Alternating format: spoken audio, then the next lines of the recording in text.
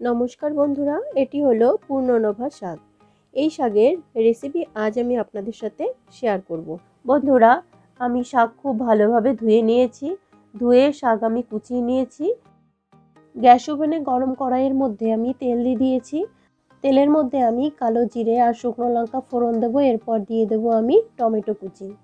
এরপর এর মধ্যে আমি দিয়ে দিয়েছি কাঁচা লঙ্কা। তারপর দিয়ে দিয়েছি আমি স্বাদ মতো লবণ। তারপর দিয়ে দিয়েছি একটু হলুদ। এবার পুরোপুরি টমেটোটা যখন গলে যাবে তখন কুচানো শাকগুলো আমি কড়াইয়ের মধ্যে দিয়ে দেব।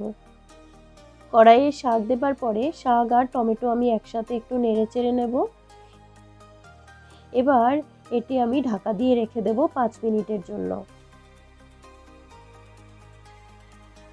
5 মিনিট পরে দেখুন বন্ধুরা, শাক একদম সিদ্ধ হয়ে গেছে।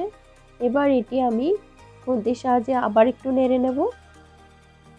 আরও 5-6 মিনিট ভাজার পরে শাকের মধ্যেকার যে এক্সট্রা জল ছিল, জল একদম শুকিয়ে গেছে। এবার এটি আমি নামিয়ে নিচ্ছি। এটি এখন পরিবেশনের জন্য একদম তৈরি হয়ে গেছে।